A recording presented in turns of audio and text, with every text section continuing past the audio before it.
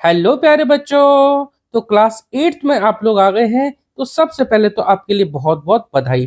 दूसरी बात, क्योंकि आपने इस वीडियो पर क्लिक किया है तो यह जिम्मेदारी हमारी बनती है कि आपकी मैथ्स को एक नेक्स्ट लेवल पर ले जाया जाए और आपको मैथ्स करने में मजा आने लगे। तो चलिए चैप्टर नंबर 2 शुरू करेंगे, linear equations in one variable. और ये न्यू सिलेबस के अकॉर्डिंग जो आपकी न्यू एनसीईआरटी बुक है उसी से हम सॉल्व करेंगे। एक्सरसाइज 2.1 कंप्लीट करेंगे। तो सबसे पहले तो लीनियर इक्वेशन समझते हैं कि लीनियर इक्वेशन होती क्या है। देखिए, लीनियर इक्वेशन का मतलब है कोई भी इस तरह की इक्वेशन जिसमें हाईएस्ट पावर वो होती है 1। हाईएस्ट पावर का मतलब क्या है? देखिए, जो वेरिएबल है ना, वेरिएबल का मतलब जिसकी वैल्यू हमें पता नहीं हो या जिसकी वैल्यू वेरी करे। देखो यहाँ पर है x, यहाँ पर भी x है, x की वैल्यू हमें पता नहीं है तो x यहाँ पर वेरिएबल है। यहाँ पर x के अलावा कोई दूसरा वेरिएबल तो नहीं है, यानी y या z कोई और नहीं है। इसका मतलब ये इक्वेशन हमारी x वेरिएबल यानी कि सिंगल एक वेरिएबल में है और इसकी पावर क्या है? पावर है x की पावर है, कुछ नहीं है तो x की पावर है 1। तो ऐसी इक्वेशन जिसकी डिग्री 1 हो उसको हम बोलते हैं क्या? Linear equation. यहाँ पर देखो x की पावर है 1, ठीक है। यहाँ पर भी देखो, यहाँ पर वेरिएबल है t, तो t की पावर है 1। यहाँ पर x है, x की पावर है 1। चाहे यहाँ पर देख लो, तो मैक्सिमम यानी कि हाईएस्ट जो पावर होती है किसी इक्वेशन की वो उसकी डिग्री कहलाती है। तो वह इक्वेशन जिसकी डिग्री 1 हो उसको हम बोलते हैं linear equation.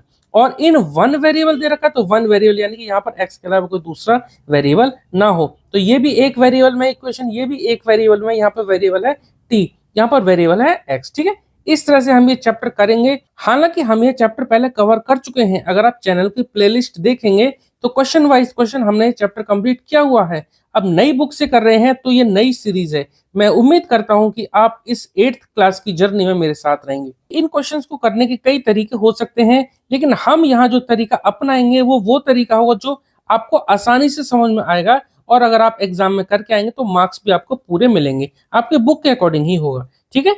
Solve the following equations and check your results. तो देखिए, इस एक्सरसाइज में 10 क्वेश्चंस हैं और सभी के इक्वेशंस को पहले हमें सॉल्व करना है, उसके बाद हमें रिजल्ट्स को चेक भी करना है। तो क्वेश्चन नंबर 1 देखते हैं। 3x equal to 2x plus 18। अब देखिए, कोई भी इक्वेशन को आपको सॉल्व करने से पहले आपको ये चीज ध्यान रखनी चाहिए कि वेरिएबल को सेपरेट कर लें, या फिर यूं कहें कि लाइक टर्म्स हम एक तरफ कर लें। यहाँ पर देखो 3 के साथ x मल्टीप्लाई है, यहाँ पर 2 के साथ x मल्टीप्लाई है, तो आप 2x को 3x के पास ले जाओ, ठीक है। तो क्या हो जाएगा? 3x minus 2x equal to 18, ठीक है। एक चीज आपको ध्यान रखनी है, अगर एक तरफ से हम, जैसे यहाँ पे इक्वल के बाद 2x है, एक तरफ से हम कोई नंबर या कोई वेरिएबल हम दूसरी तरफ ले जाते हैं, वो अगर प्लस में है तो दूसरी तरफ जाएगा माइनस में हो जाएगा, और अगर एक तरफ माइनस में तो दूसरी तरफ जाएगा तो प्लस में। जैसे यहाँ पे इक्वल टू में 2x है, ये प्लस 18 के साथ प्लस में है ना, तो 2x को हम इधर ले गए लेफ्ट साइड में, तो ये हो गया माइनस का 2x। अब देखो 3x में से 2x घटा रहे हैं, या फिर आप इसको x को अगर आप फिलहाल थोड़ी देर के लिए चॉकलेट मान लें, 3 चॉकलेट में से 2 चॉकलेट घटा रहे हैं, x को फिलहाल हमने चॉकलेट कंसीडर कर लिया, तो 3 चॉकलेट में से जब 2 चॉकलेट को माइनस कर रहे हैं कितना बचेगा? 1 चॉकलेट, या फिर आप इसको बोलेंगे 1 चॉकलेट। 1 आप इसके साथ लिखो या ना लिखो कोई फर्क नहीं पड़ेगा। यहाँ पे 1 मैंने लिख दिया फिलहाल के लिए, लेकिन इस 1 का कोई मतलब नहीं है। किसी नंबर से या किसी वेरिएबल से पहले कुछ अगर नहीं लिखा हुआ है तो वहाँ 1 तो वैसे ही छुपा होता है, 1 हम मान के चलते हैं। तो x इक्वल टू कितना आ गया? 18 आ गया। यहाँ पर ये इक्वेशन हमारी सॉल्व हो गई, x की वैल्यू कितनी आ गई? 18। अब हमें क्योंकि इसको चेक भी करना है, रिजल्ट को हमें चेक करना है ना, तो देखिए जो 18 आया ना, इसको हम लेफ्ट हैंड साइड में, इक्वल टू के लेफ्ट हैंड साइड में और इक्वल टू के राइट हैंड साइड में, दोनों में पुट करके देखते हैं क्या आंसर हमारा सेम आता है। चलिए पहले हम यहाँ LHS लिख देते हैं, लेफ्ट हैंड साइड। LHS दे रखा है कितना? 3x, तो यहाँ पर x की वैल्यू पुट कर देते हैं, कितना आएगा? 3 इंटू 18। देखो x और 3 के बीच में कोई साइन नहीं, तो यहाँ मल्टीप्लाई छुपा होता है, तो 3 इंटू 18 कितना आ जाएगा? ये आ जाएगा 54। 18 3 या 54। ऐसे ही जरा आप राइट हैंड साइड RHS को चेक कर लेते हैं। RHS में 2x प्लस 18 लिख देते हैं, 2x प्लस 18। x की वैल्यू 18 को यहाँ पुट कर देते हैं। देखो 2 इंटू एक्स यानी 2 इंटू 18, ठीक है। इस तरह से हमने लिख दिया, x और 2 के बीच में कोई साइन नहीं तो मल्टीप्लाई छुपा हुआ है, प्लस 18। 18 टू जा होता है 36 और प्लस में 18। अब जरा 36 को 18 को हम प्लस करते हैं, कितना आता है? 8 और 6 14, 1 कैरी 4 और 1 5। देखो आ गया ना 54। तो देखो लेफ्ट हैंड साइड का भी जो आया एक्स की वैल्यू पुट करके 54 और RHS भी आया कितना 54। इसका मतलब हमारा आंसर सही आ गया। ठीक है, तो हैंस वेरीफाइड आप यहाँ लिख सकते हैं। चलिए सेकंड देखते हैं, क्वेश्चन 2 5t - 3 = 3t - 5। यहाँ पर भी हमारा पहला काम क्या है कि हम वेरिएबल को या लाइक टर्म्स को एक तरफ कर लेते हैं। यहाँ पर है ये 5t, देखो जैसे यहाँ 5t है ऐसे इक्वल टू के बाद इधर है 3t, तो 3t को हम 5t के पास ले आएंगे और -3 को हम दूसरी तरफ यानी नंबर को हम नंबर के पास ले जाएंगे। 3t इक्वल में है प्लस का, तो 3t को इधर ले आते हैं तो ये हो जाएगा माइनस का। आपको ये बात ध्यान रखनी है, एक तरफ से दूसरी तरफ ले जाएंगे तो उनके साइन चेंज होंगे। अगर ये प्लस का 3t है तो इधर आ जाएगा माइनस का 3t। ये -3 है तो ये इक्वल टू के इधर जाएगा, ये जो -5 ऐसे तो लिख दिया, और जो -3 को जब इधर ले आएंगे तो ये हो जाएगा क्या प्लस का 3। इक्वल का ब्रिज पार करेंगे तो साइन चेंज हो जाते हैं। ठीक है, चलिए 5t में से 3t को हमने घटा दिया, कितना बचेगा 2t। ठीक है, ध्यान रखना है आपको कि अगर ये वेरिएबल सेम है तो इसके सिर्फ जो कोफिशिएंट होते हैं ना उनको घटाते हैं। t का कोफिशिएंट 5 और t का कोफिशिएंट यहाँ पर -3, 5 में से 3 घटा दो कितना बचा 2, और जो t हमारा जो दोनों के साथ वेरिएबल सेम है वो हमने यहाँ लिख दिया। ठीक है, तो 2t = -5 + 3।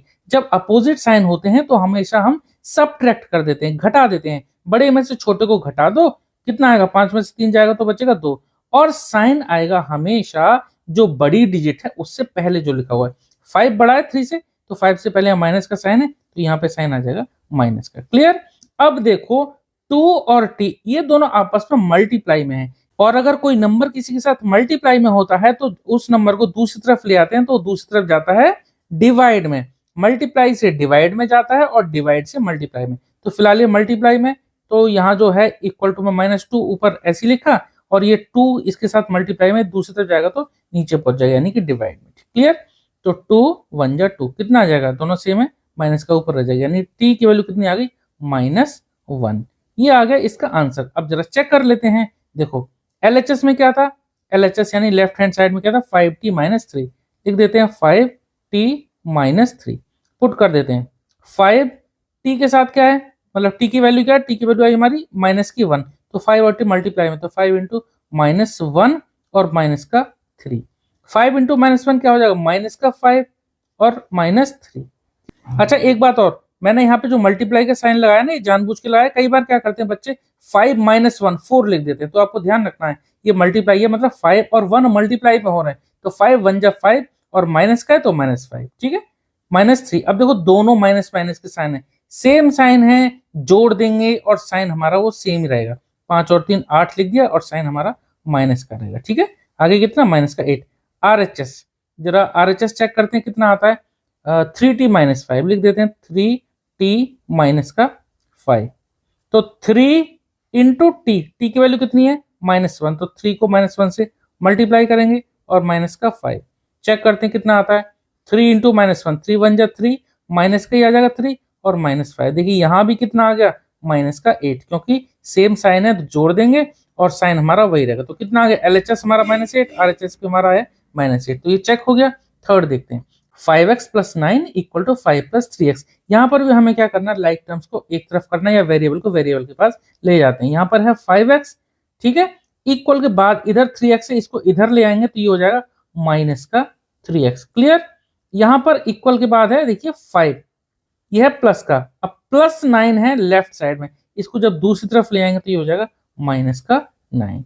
ठीक है, 5x में से 3x को घटाएंगे तो बचेगा कितना 2x, और यहाँ पर देखिए 5 में से 9 को घटा रहे हैं, छोटे में से बड़े को घटा रहे हैं, घटा देंगे माइनस का साइन आ जाएगा, बड़े में से छोटे को घटा दो, 9 में से 5 गए, 4 बचे, और साइन माइनस का क्यों आ गया, क्योंकि 9 बड़ा है, 9 से पहले माइनस का साइन है तो माइनस का साइन हमने यहाँ लगा दिया। अब देखो 2 के साथ x मल्टीप्लाई में, आपस में मल्टीप्लाई में x की वैल्यू निकालनी है, तो ये 2 दूसरी तरफ जाएगा तो डिवाइड में चला जाएगा। ठीक है, मल्टीप्लाई से डिवाइड हो जाता है और डिवाइड से मल्टीप्लाई में पहुंच जाता है, और दूसरी तरफ ले जाए तो माइनस का प्लस हो जाता है, प्लस का माइनस। क्लियर। -4 अपॉन ये 2 जो है इधर जाएगा डिवाइड में, 2 2 जा 4, माइनस का साइन रहेगा, तो x की वैल्यू कितनी आ गई -2। चेक कर लेते हैं LHS कितना आएगा। देखो LHS में 5x + 9, 5x + 9 पुट कर देते हैं x की वैल्यू, 5x कितनी है -2, तो 5 × -2, 5 और x के बीच में कोई साइन नहीं तो मल्टीप्लाई, +9, 5 2 या 10, माइनस का 10 आ गया, +9, कितना आएगा, एक माइनस है एक प्लस का, तो घटा देंगे, कितना आ जाएगा माइनस का 1। क्यों, 10 बड़ा है, 10 से पहले माइनस का साइन है तो माइनस लगा दिया, और एक माइनस का एक प्लस का, तो घटा देंगे, अपोजिट साइन है तो सब्ट्रैक्ट कर देते हैं, और साइन बड़ी डिजिट से पहले वाला। चलिए एलएचएस आ गया -1, आरएचएस चेक कर लेते हैं। आरएचएस है हमारा 5 प्लस 3x, लिख देते हैं 5 प्लस 3x, जरा वैल्यू पुट कर देते हैं, 5 प्लस 3 और x की वैल्यू कितनी आई -1, यहाँ पे सॉरी -1 नहीं है, x की वैल्यू -2, तो 3 इंटू माइनस का 2, चेक करते हैं कितना आता है, 5 प्लस और 3 इंटू -2, 3 2 जा 6 और माइनस का है तो, और प्लस माइनस माइनस आ जाएगा मल्टीप्लाई, यानी माइनस का 6, 3 2 जा 6 और प्लस माइनस माइनस, तो -6 कितना आ गया, 5 में से 6 माइनस कर रहे हैं यानी क्या आ गया माइनस का 1। ठीक है, छोटे से बड़े को घटा रहे हैं तो माइनस का आ जाएगा। आप इस तरह से समझ लीजिए आप कि माइनस का 6 है, प्लस का 5 है, एक माइनस एक प्लस, तो घटा देंगे, अपोजिट साइन है तो 6 में से 5 गया 1, और जो साइन 6 बड़ा है तो इससे पहले माइनस का है तो माइनस यहाँ पे लगा दिए। क्लियर, चलिए क्वेश्चन 3 हो गया, क्वेश्चन 4 देखते हैं आगे।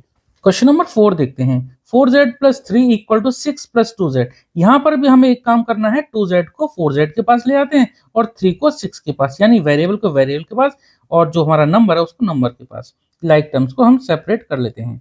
4z है, 2z को जब इधर लाएंगे तो ये प्लस 2z है, इधर आ जाएगा तो ये माइनस का 2z हो जाएगा। ठीक है, यहाँ पर 6 है प्लस का, और इधर देखो प्लस का 3 है, 3 को जब हम दूसरी तरफ ले आएंगे ये हो जाएगा माइनस का 3। 4z में से 2z को घटाएंगे तो ये बचेगा 2z, इक्वल टू 6 में से 3 को माइनस करेंगे तो ये बचेगा कितना 3।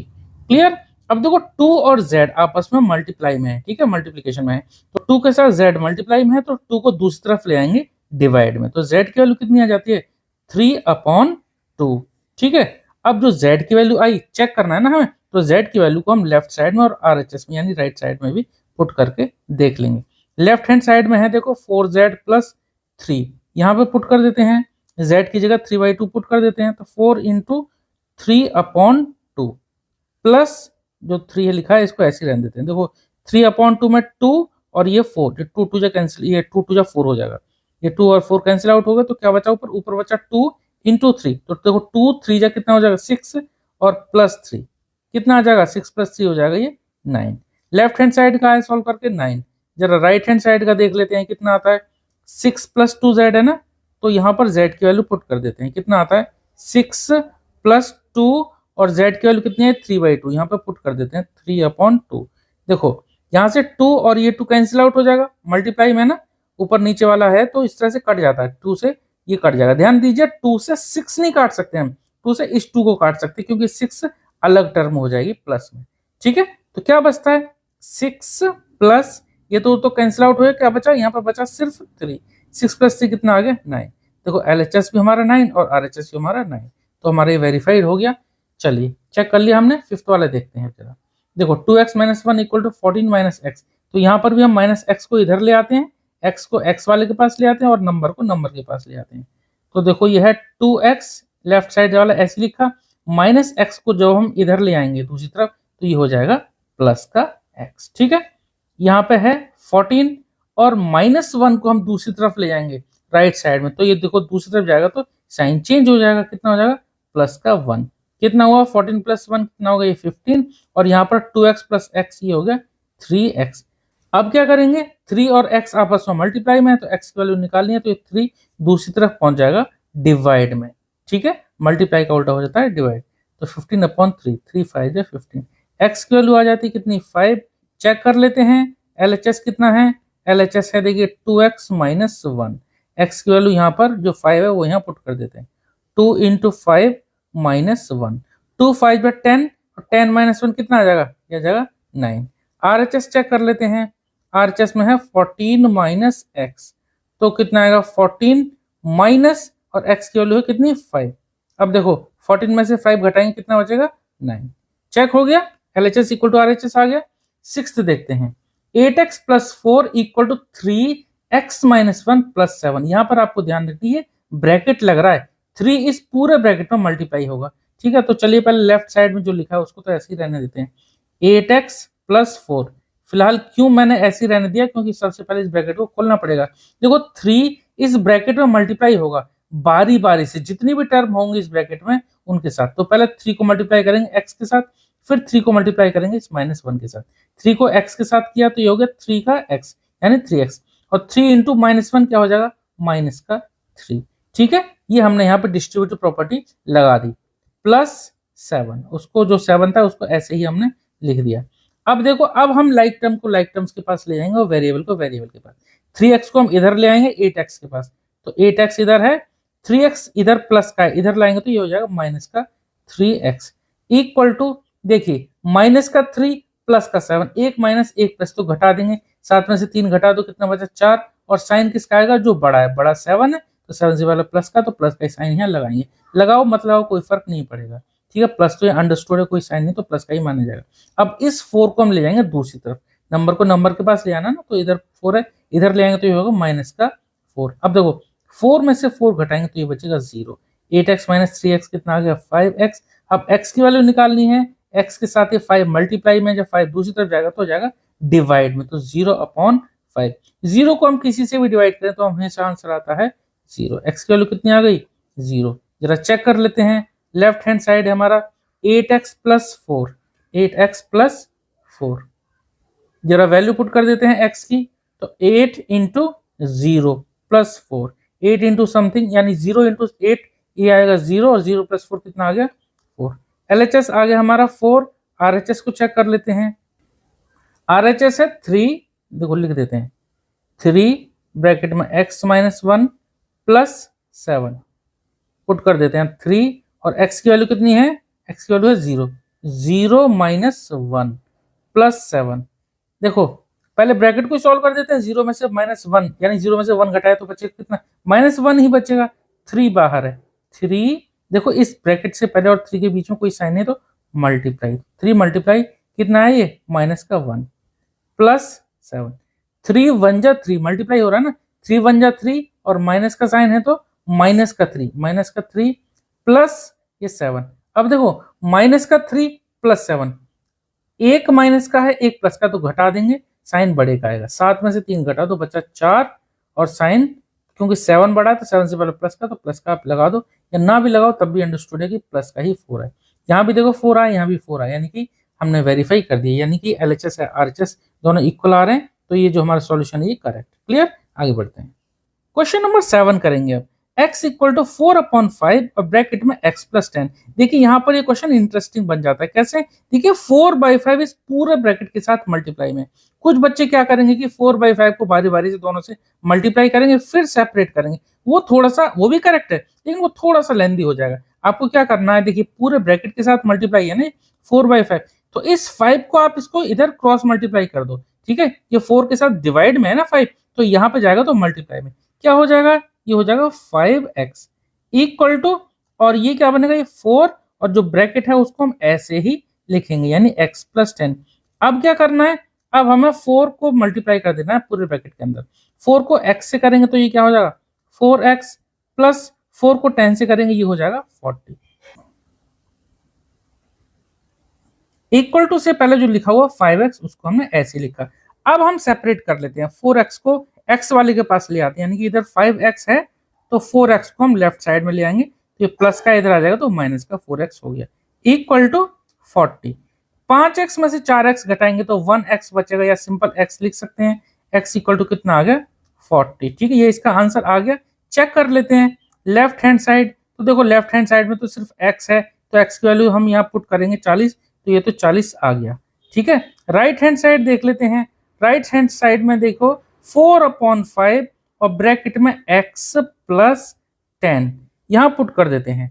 4/5 को हमने ऐसे ही लिखा और x की जगह क्या लेंगे, जो ये 40 आया था तो 40 प्लस 10, ब्रैकेट के अंदर है 40 प्लस 10, इसको पहले हम जोड़ लेते हैं, तो 4/5 हमने बाहर ऐसे लिखा और 40 प्लस 10 ये होगा 50, और इस ब्रैकेट और 4 के बीच में कोई साइन नहीं तो मल्टीप्लाई लगाएंगे, ये हो गया 50।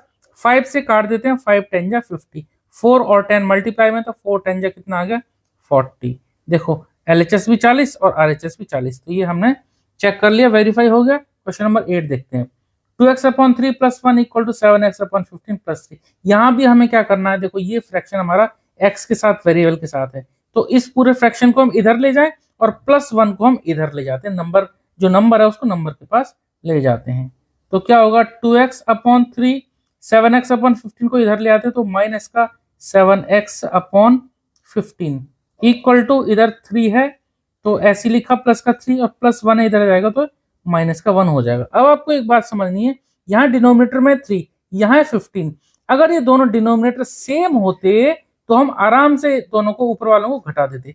अब लेकिन डिनोमिनेटर को हमें सेम बनाना पड़ेगा, तो देखो ये 15 है, 3 से आसानी से 15 बनाया जा सकता है मल्टीप्लाई 5 करके, ऊपर भी हम कर देंगे मल्टीप्लाई 5। देखो मैंने आपको यहाँ लिख के बता दिया, आप इसको अगले स्टेप में भी लिख सकते थे। तो देखो नीचे कितना आ जाएगा, ऊपर पहले ऊपर देख लेते हैं। 2x इंटू 5, 2 5 जो 10, ये हो जाएगा 10x/15 minus 7x/15 equal to 3 - 1 कितना हो गया 2। अब देखो डिनोमिनेटर सेम है ना 15, तो हमने ऐसी लाइन खींच के 15 लिख दिया और ऊपर 10x में से 7x को हटा दो, 10x में से 7x बचे तो घटाए तो कितने बचे 3x, 3x इक्वल टू कितना आ गया 2। अब हमें क्या करना है, देखो ये 15 3x के साथ 15 ये डिवाइड में है ना, तो डिवाइड में तो दूसरी तरफ जाएगा तो मल्टीप्लाई में हो जाएगा, तो कितना हो जाएगा 3x इक्वल टू 15 को इधर मल्टीप्लाई कर दो, 15 टू कितना हो जाएगा 30 हो जाएगा। x की वैल्यू निकालना है तो x इक्वल टू 30 और ये 3 इधर जाएगा तो डिवाइड में 3 10 जा 30, x की वैल्यू कितनी आ गई, x की वैल्यू आ जाती है हमारी कितनी 10। चेक कर लेते हैं, चलिए मैं इधर चेक कर देता हूँ। LHS कितना है 2x/3 + 1, वैल्यू पुट कर देते हैं 2 और x की वैल्यू कितनी है निकाली थी हमने 10, तो 2 × 10/3 + 1, 2 10 जा 20, 20/3 + 1 कितना आएगा 20/3 + 1। अब देखिए इनको हम ऐसे तो जोड़ नहीं सकते, इसके नीचे मान लेते हैं कोई नंबर नहीं तो 1 माना। अब डिनोमिनेटर सेम बनाने के लिए जैसे यहाँ 3 है तो यहाँ भी हमने 3 से मल्टीप्लाई कर दिया, नीचे क्या तो ऊपर भी मल्टीप्लाई करेंगे। अब डिनोमिनेटर हमारा बन जाएगा दोनों का सेम कितना 3, 1 3 या 3 होता है ना, यहाँ भी 3 यहाँ भी 3 लिख दिया। अब ऊपर वाला जो है उसको जोड़ लेंगे कितना 20 लिख दिया 20 प्लस 1 3 जा कितना 3, तो ये कितना आ गया 23/3, कितना आ गया 23/3। LHS तो आ गया हमारे 23/3। RHS चेक कर लेते हैं, चलो जगह नहीं है मैं इधर ही नीचे चेक कर लेता हूँ, ठीक है दूसरे पेज में करने से बढ़िया इसी यही कर देता हूँ। RHS में हमारे पास था 7x/15 + 3, यहाँ पे पुट कर देते हैं x की वैल्यू कितनी है 10, तो 7 × 10/15 + 3। अब इसके 3 के नीचे कुछ नहीं तो हमने मान लिया 1। अब 15 और 1 का एलसीएम ले लो या फिर यूं कहें कि इन दोनों का डिनोमिनेटर सेम बना लो। यहाँ तो 15 है, इसको भी 15 बना लेते हैं, नीचे 15 से मल्टीप्लाई किया ऊपर भी 15 से मल्टीप्लाई करना पड़ेगा, ठीक है जो नीचे हम करेंगे वही हम ऊपर भी करेंगे। तो क्या आ जाता है देखो 7 10 जा 70 प्लस 15 3 जा 45 और अपॉन में क्योंकि दोनों का डिनोमिनेटर सेम हो गया ये आ गया 15। 70 और 45 को जोड़ देते हैं कितना आ जाएगा 115 यानी 115 और अपॉन में कितना है 15 है, ठीक है 5 से कैंसिल आउट कर देते हैं, 5 3 जा 15 और इसको करेंगे तो 5 2 जा 10 बचेगा 1 1 5 15 5 3 जा 15। आंसर कितना आ गया 23/3। तो थोड़ा कैलकुलेशन करना पड़ा लेकिन आसान है, ठीक है। तो RHS हमारा कितना आ गया 23/3, LHS भी कितना आ गया 23/3। चलिए क्वेश्चन नंबर 8 हुआ, अब करते हैं 9 एंड 10। क्वेश्चन नंबर 9 देखते हैं 2y + 5/3 equal to 26/3 minus y। तो यहाँ पर भी हम क्या करेंगे वेरिएबल को वेरिएबल के पास ले जाएंगे और जो नंबर है उसको नंबर के पास ले जाएंगे। ये 2y है माइनस y को हम इधर ले आते हैं क्या हो जाएगा प्लस का 5 इक्वल टू यहाँ पर है 26/3 ऐसे ही लिखा प्लस 5/3 है उसको RHS में ले आएंगे तो ये हो जाएगा माइनस का 5/3। 2y + 1y क्योंकि y से पहले यहाँ कोई नंबर नहीं तो 1 छुपा हुआ है, 2y + 1y कितना हो जाएगा 3y, ठीक है। नंबर को जोड़ देते हैं, इनका जो कोफिशिएंट है उनको जोड़ देते हैं और जो वेरिएबल है उसको ऐसे ही लिख देते हैं। देखो यहाँ पर डिनोमिनेटर सेम आ रहा है ना 3, तो 3 को हमने ऐसे ही लिख दिया और 26 में से 5 घटा दिया कितना बच गया 21 बचा। अब 21/3 3 से कैंसिल आउट कर सकते हैं, 3 7 जा 21 क्या आ गया 3y इक्वल टू यहाँ क्या बचा 7। अब y की वैल्यू निकालनी है तो देखो y के साथ ये 3 मल्टीप्लाई में ना तो 3 दूसरी तरफ जाएगा तो डिवाइड में उल्टा हो जाता है ना, तो y इक्वल टू कितना आ गया 7/3, y की वैल्यू आ गई।